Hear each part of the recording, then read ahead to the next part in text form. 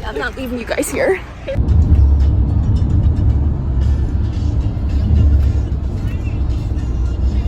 Oh God, there's the awful van. For a second, let's figure it out. Well, I know we want to. Well, I've got it on the phone. We just have to figure out what to do about that.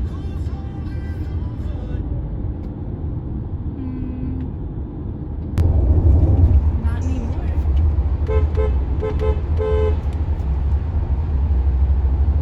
There's hardly anybody in here with us. Yep, just me honking. Nobody else even. Those people were.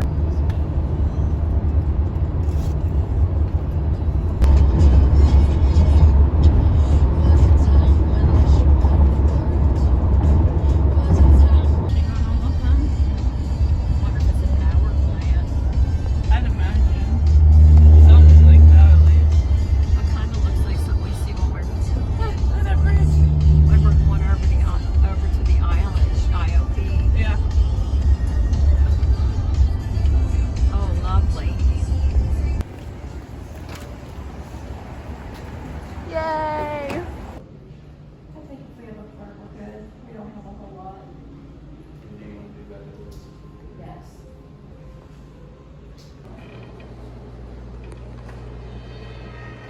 Ew. I don't like that. We have a peephole too, so we can look at the ghost. It's a nice little bathroom. It's not too bad. Creepy little room.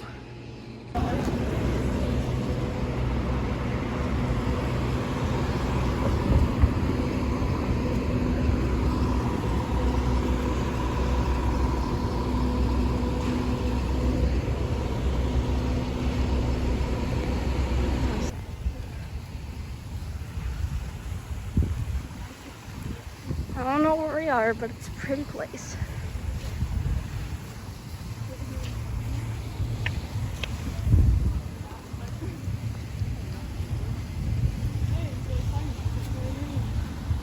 Somebody lost their book.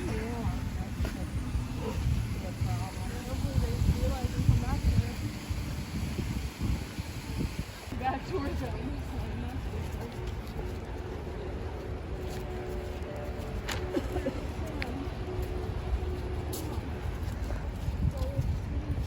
These are sand.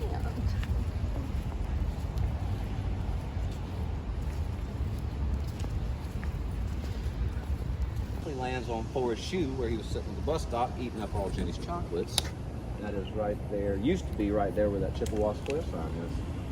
So apparently, remember it was 2 benches and a little platform. That was a fiberglass prop they built for the movie. There never was a bus stop there. They actually had to reverse traffic, so the doors from the bus would open to the bus stop. But they left it there for the tourism factor. And since they were fiberglass props, people were tearing little pieces off for souvenirs and stuff, so they had to get rid of them. Yeah. Now I think they have a replica of one at the visitor center.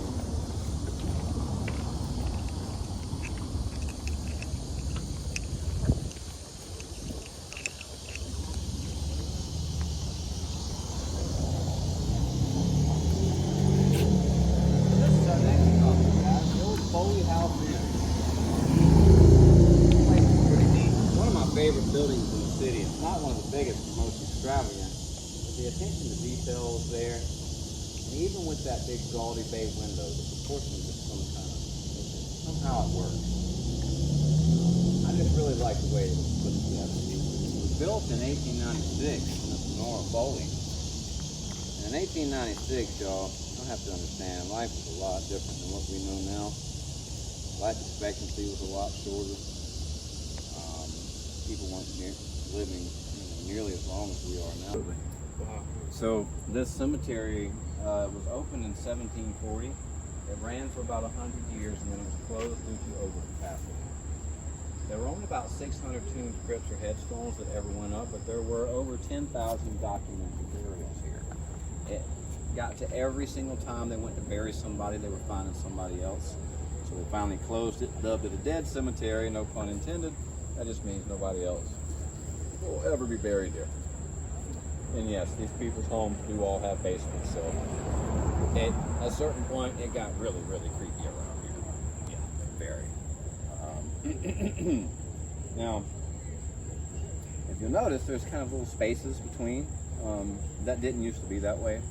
That's actually due to the damage. Anywhere you see an open space kind of between the tombs and stuff and the headstones, that's where the Union soldiers were hanging out for the Civil War. Because when they came here during the Civil War, even though there was no fighting, there was no battle, they did not destroy the place, Sherman had a bunch of horses and soldiers, and he needed a place to put them. This was the largest fenced-in, grassed area, so they moved right in. Apparently, you only had to be 14 to be in the Army back then. So they had a bunch of boys out there. They got very bored, like boys do. They started using the headstones for target practice. They started cracking into the tombs and crypts to have a warmer place to sleep. Apparently this was the coldest winter ever on record. It snowed 4 times here. Ground froze solid. If you guys will squeeze this way a little bit, then... oh, actually they're going to stop there. Nope, they're coming around. We can do our little cemetery shuffle here. So they even started kind of changing inscriptions on headstones. Carving into the softer stones, altering dates and things like this. Some of these tombstones are comical. Sadly, they are quite comical. There's one that has a man dying 40 years before he was born. Oh my gosh. There's one where a lady died with 12 kids. Now says she had 120. Poor gal. Yeah. But the most comical one that I've seen is actually on the back wall, and it simply says, "I told you I was sick." Oh, that's yeah. Sense of humor was something else back then. That's like your 1800s graffiti, I guess. You know, kids will be kids, boys will be boys. Hey, Miss Sue, how we doing tonight? Good, good. Loving this breeze. I'm sure Levi is too. Yeah, I worked with that company for a long time. I know all those horses and all those drivers. So the piece of evidence that we have here is the only piece of evidence that doesn't belong to us, but we like to use it because it's so cool. And it was taken right where we're standing. But this was 2008, actually New Year's 2008, 5:39 p.m. I'm looking around yet again, let everybody see closely. But in this video, we're looking to the background. You're going to see what looks like a child running in that direction. What that little individual does is very interesting. No one seems to pay attention to that child. And you see they run back behind those tombs, and then right here, between these two, that little dark space, watch, he's going to kind of float into the tree. And then when these people come walking by, pushing their baby stroller, he jumps into it. Watch again. Watch again, yeah. It's almost like he sees them coming. As it gets ready. And he runs to his tree to get ready, and then he floats up into that thing. It's too fast for climbing, he's floating. And when they come by, pushing the stroller, direct hit. And they didn't even react, so they saw it. Yeah. So, we're looking in the background, you'll see what looks like a child going in that direction. It's what he does, it's very interesting. Oh my goodness. Now he goes back here. Now between these tombs, that little dark space, watch, he's going to float into the tree. Then when these people come by, they're pushing a baby stroller. Well, he just jumps right Oh my into goodness. it. He jumped That's so right creepy. into it. It's almost like he saw them coming. And That's runs. so plain. Yeah. Runs over there to get in there. That's too fast for climbing. It looks like he floats into the tree. And then when they come walking by, bam, direct hit. Wow. He might have caught a ride out of the cemetery that day. We're not sure. Now, what's really interesting to me is that looks like it could be a 5 to 6 year old boy. Now, you remember the EVP from the theater? She said that happened to us once at Colonial. This is Colonial. This cemetery that theater is right there. This cemetery used to go right to where that theater's going. I wonder if that's the same kid. I don't know. It's kind of a stretch. It's a theory of mine. But when she said that happened to us once at Colonial, he said yes. Kind of sounds like it might be that little trickster kid. Who knows? These are the kind of things we have that we come across in Savannah. So the fact that people make stuff up around here is just ridiculous. You don't have to. A little bit of research goes a very, very long way. Well, I hope you guys enjoyed the tour. Yeah, and they didn't even react, so they saw it. Yeah. So, and looking in the background, you'll see what looks like a child going in that direction. It's what he does. It's very interesting. Oh my goodness. Now he goes back here. Now between these tombs, that little dark space, watch, he's going to float into the tree. Then when these people come by, they're pushing a baby stroller. Well, he just jumps right into it. Oh my goodness. Yeah. He jumped That's so right creepy. into it. It's almost like he saw them coming. And That's so plain. Yeah. Runs over there to get in there. That's too fast for climbing. It looks like he floats into the tree. And then when they come walking by, bam, direct hit. Wow. He might have caught a ride out of the cemetery that day. We're not sure. Now, what's really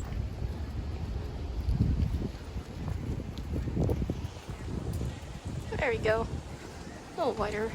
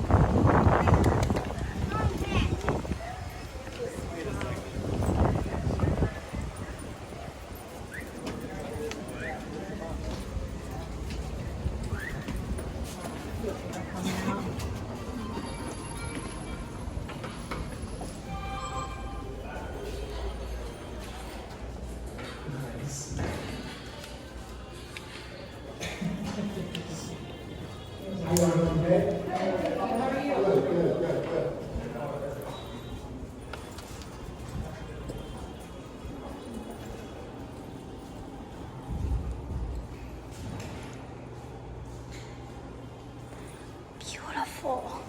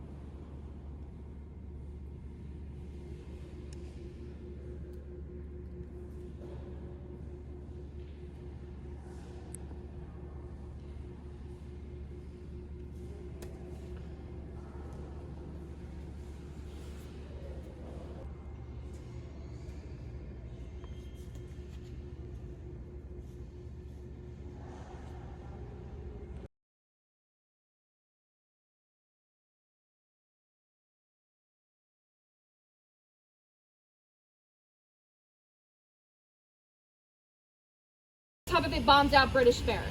Now, luckily for you guys, you don't have to be part of a TV show or a YouTube series to do your own investigation here. On the weekends, in the middle of the night, they do paranormal walk-ins. They'll give you the equipment, they turn the lights off, they live stream it. Trust me, it is not for everyone, but if you decide to do this, be prepared. A bunch of pictures and see if we can get like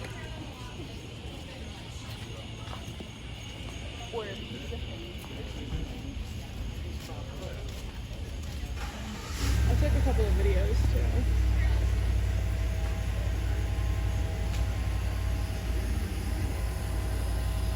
You might catch something on this video, you never know.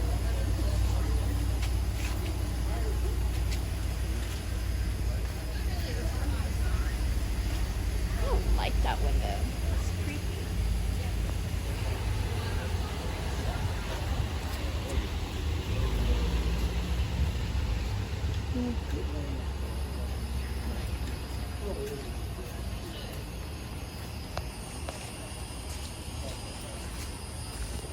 Actually, the most photographed home here in Savannah. The stop is really for anyone that is a true crime lover, or if you read the book or seen the movie Midnight in the Garden of Good and Evil. So that movie came out in '97, but it was filmed here at the home as well as Monterey Square, so it might look a little familiar to you if you have seen it. So it was directed by Clint Eastwood. It starred Kevin Spacey as the main character, Jim Williams. He was the owner of this home, and Jude Law would play his personal assistant, Danny Hansford. Now, Danny actually died here at the home on May 2nd, 1981. He was shot to death by Jim. According to Jim, it was self-defense. He said they got in a horrible argument, and to kind of just cool things off, Jim is going to stay downstairs in his office, and Danny was going to go upstairs. But then he said just a couple minutes later, Danny burst through the doors of his office. He has a German Luger, fires 3 shots at him. So he had no choice but to reach into his desk, pull out a pistol, fire back. Danny hit the floor and he died. Now, when the cops showed up, they thought this is just going to be a self-defense case, no big deal. They thought they were going to be in and out, but that's not what happened. Because when they went inside the office, they see the crime scene. It looks pretty staged. So Danny's laying on his back, palms up. In his right hand, there is in fact a German Luger, but they said it looked like someone picked it up and placed it in his hand. There was also signs of multiple bullet wounds on him, which obviously does not align with self-defense. So Jim was arrested for the murder of Danny Hansford. Now, the reason why this story is so big is really because of Jim. Now, he came to Savannah in 1969. He bought the home here for $55,000. Today, it is worth more than $12 million. A huge reason why he decided on this home is not only just from the beautiful Greek and Italian architecture, but there's also a huge carriage house in the back, perfect for his antique dealing business. That business was very successful. He took a ton of that money and he put it into Savannah. He actually bought and restored over 50 homes here in the surrounding area. Some of them very famous homes, like the old Pink House, which is probably the most popular restaurant here in Savannah today. So this really put Jim's name on the map. Thing is though, just because everyone here knew who he was, doesn't mean that they liked him. To put it bluntly, people describe Jim Williams as an asshole, because he was. He was rude, he was disrespectful, he felt very entitled to things. He really didn't care about how his actions could affect other people. Like in 1979, he got in a lot of trouble because he was hanging a swastika flag from his balcony up here. He told the police officers he had the flag out because they were filming a movie here at Monterey Square. He asked the production team to donate to the charity that he wanted, and they didn't do that. So he said the flag was to interrupt their filming schedule. Obviously, no one's falling for that, but it makes it even worse because Jim knows what's on the other side of the square from him. You can't really see it from where we are, but we're going to pass it in a bit. It is the oldest synagogue in Georgia, 3rd oldest in the U.S. So it really shows you who Jim truly was. If you didn't benefit him in any way, he could care less about you. Turns out, behind closed doors, he's not much better. Now, since he runs his business from his home, he has employees in and out all day and all night long. But all the neighbors just found something really strange. Every employee he had was a guy no older than like 21. Mind you, Jim was 51 at the time. Their suspicions would be correct. These were not actual employees. These were barely legal male escorts Jim was picking up from River Street. A lot of these guys were homeless and a lot of them were drug addicts. So he took full advantage of that. He gave them this huge mansion to stay in and a bunch of cash to fund their drug problem. Now that's not going to happen for free. In order to stay here and to continue to get that money for their drugs, they have to sleep with Jim. He did have a favorite though, and that favorite of course was Danny Hansford. Now Danny got the title of his personal assistant, so he was doing all these work trips with him. Jim was obsessed with Danny. He wanted to be with him 24/7. He bought him a lot of expensive cars and clothes and jewelry, but in return, Danny had to sleep with Jim. Side note, it is just absolutely crazy that they had Kevin Spacey play him in a movie. It's just the weirdest foreshadowing ever. Anyways, though, during the first trial, Jim Williams is going to be found guilty of murder and he is sentenced to life in prison. Now, here's the thing. In the movie Midnight in the Garden of Good and Evil, they only show one trial and they just leave it at that, but that's not how things actually happen. Jim went through 4 separate trials for this crime. He's going to keep appealing to sentencing until the 3rd one, where he's able to convince one person to a hung jury. Now, the 4th trial, that's not going to happen here. The median just started to get a little bit too out of control, so they moved that fourth crowd to Augusta, Georgia. And this is what's really going to help Jim out. He's in this brand new city where no one knows him. They don't know how awful he could truly be. And he's also going to bring Valerie Bolus up there with him. She's also known as Minerva. She was Jim's food priestess, or you can also call her a root doctor. Now, she practiced both good and evil magic. What she would do every single night, 11:30 p.m., that is used for good magic, she'll go to her late husband's grave in South Carolina, kneel in front of his headstone, and say a 30-minute prayer for Jim. Cleanse of anything evil, any wrongdoing. Once it's midnight, now it is time for evil magic. She'll pull out a bottle of white rum, pour that all over the headstone, all over the dirt on top of his grave, collects that dirt and put it in her bag. Now, cursed cemetery dirt in voodoo or hoodoo is called goofer dust. And if you come in physical contact with that, you would be hexed. So what she decided to do, bring that goofer dust with her to the fourth trial. The only one Valerie has ever attended. Before court starts, she sprinkles the dirt all over the prosecutor's chair. And of course, the fourth trial, the last one, Jim's found not guilty almost 8 years after Danny's been murdered. It has been a long time, and he's ready to move on. And Valerie warns him. She's like, look, I talk to Danny every day. He was crazy when he was alive, but he's even crazier now that he's dead. His body, his soul, his spirit, everything is restless, everything is unsettled, and he is very, very angry with you. So now you need to start visiting his grave every single day. Talk to him every single day. Buy him gifts. Ask for forgiveness. Do anything you can, because if you do not, the past 8 years, that is just a small taste of what's yet to come. Now, Jim being Jim, he got everything he needed from Valerie. He's not going to do any of that. He's going to move on with his life like it's never happened. And to his credit, he's actually pretty successful at that.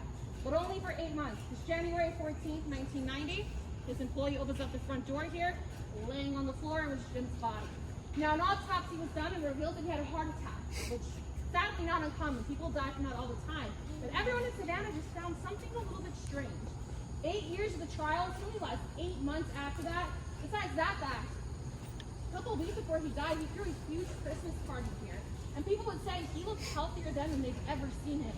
It just didn't make sense to anyone here that he would just drop dead out of nowhere.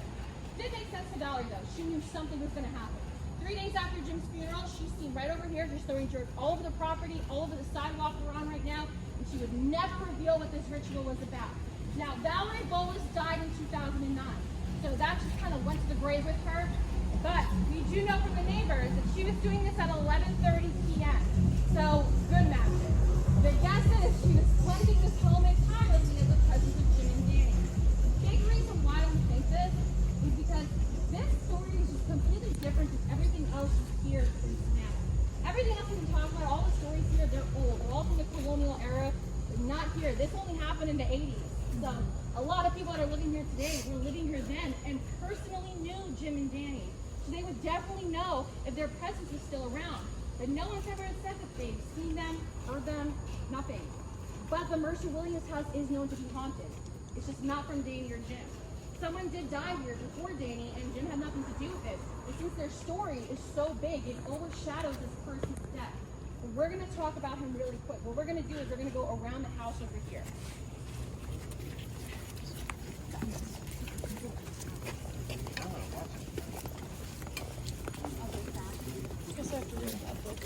Yeah, that's a movie too, you know. Yeah.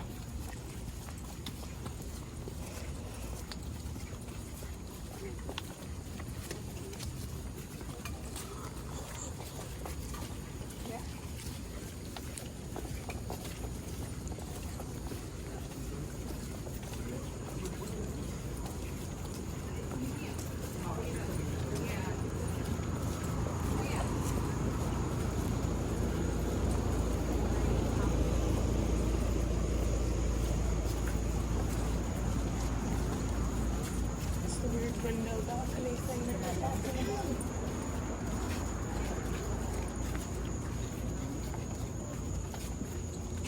Come on to me.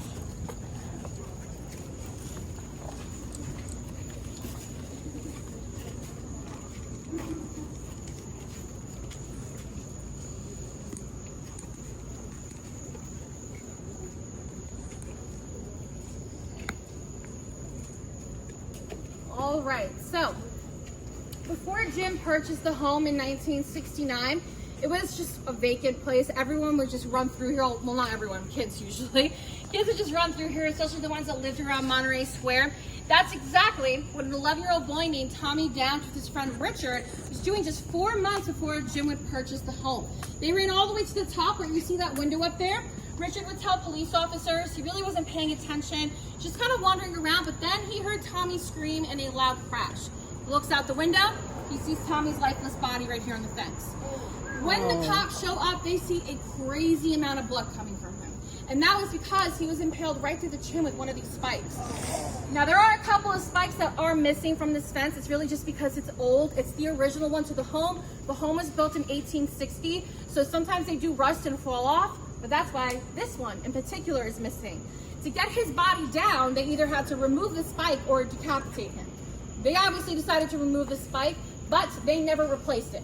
So those cops would say, even decades after this happened, when they would drive on the street or walk on the sidewalk, they would see that visual of his body just laying here, that blood just gushing from his face. And it wasn't just happening to them. Richard grew up to be a cab driver. He would go anywhere in Savannah, but not Monterey Square. He said anytime he would come here, he would see Tommy's face in the window. He would hear that scream and crash on repeat. He just thought it's not worth it. It's already horrible to go through something like that, but especially since he was a cab driver. So today, the Mercer Williams house is a museum. It has just a lot of Jim's original artwork and antiques in there. Honestly, because of the book and the movie, and especially them filming the movie inside, it's probably the most famous museum here. So people are coming here all the time during the day, but also coming to Monterey Square as well. This is considered to be the most beautiful square out of all 22. So he missed out on a lot of cab fare, but reasonably so. Now, what we are going to do is we are going to walk through the square so you get a little bit of the feel of it, because it is a very beautiful one. When we get to the other side, I will point out the synagogue that I mentioned earlier if you wanted to take a picture. So I know I just brought you guys here, but we're going to go right back around. Small. It's not considered to be the most haunted hotel here.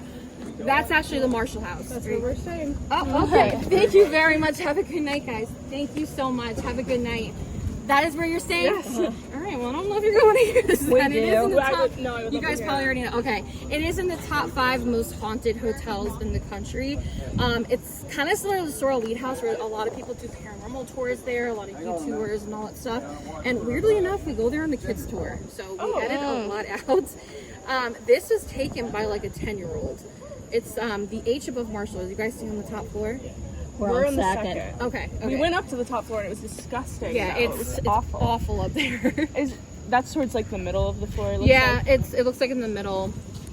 She has some like ghost hunting thank you so much. Have a good night, and we guys. took I it have up it. I have and it all was with me. Awful. Oh yeah, this is one of those places, even if you're not like a huge believer in spirits, people get creeped out staying there. Some people don't even stay the whole night because it's just like, it has a lot of history to it. It's a beautiful hotel other than that. It's and you guys gorgeous. are staying It's there. wonderful. Yeah, but if you love paranormal stuff, it's the best place to stay in. Our whole trip has been planned around. Oh yeah, and ghosts, that's the so, perfect place to stay in. Speaking of the Sorrel Weed Home, you really don't even have to do the paranormal walk-in to see something. This is taken during the day, during one of their history tours. If you look by the closet and then the dresser, you'll see it in between. Oh. Oh wow. We went on another ghost tour last night, and there was a video from one of their people on the tour from the Sorrel Weed House of that figure you were talking about, the full apparition, going across the porch. That's another one like the Marshal House. That YouTubers I told you guys about, BuzzFeed Unsolved, their whole shtick thing is like one of them believes in spirits, the other one doesn't, and even he was freaked out being in there. It's really eerie. Usually that's how some places go. That's how it went with the Conjuring House and Rhode Island. It's one of those places. It's like unexplainable. I'm not sure if I showed some people this earlier. I'm not sure if I showed you guys, but this is what Matilda looked like. Yeah, it's just a little awful thing. Someone on my tour, like the big forehead. yeah, and her eyes were so like creepy. Yeah. So this someone on my tour a couple months ago did the paranormal walk-in. They have a lot of rules of how they do everything.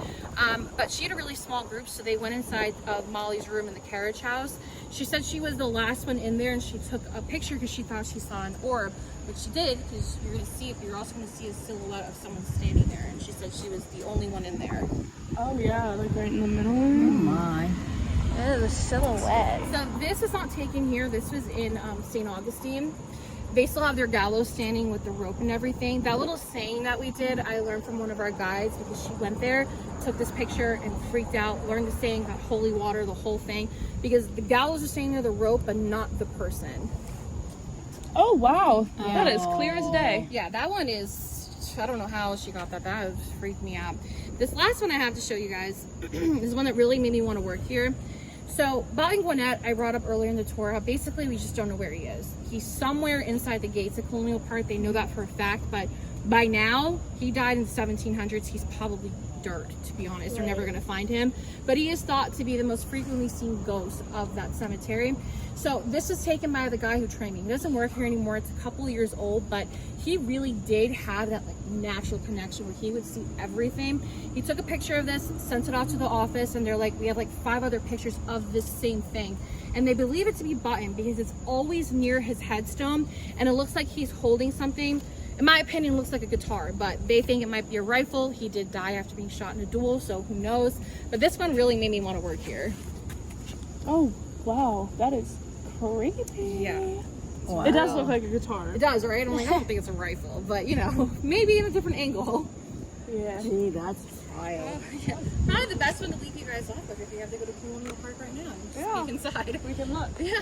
Do you guys need any directions or anything? No, we're good. Basket bye.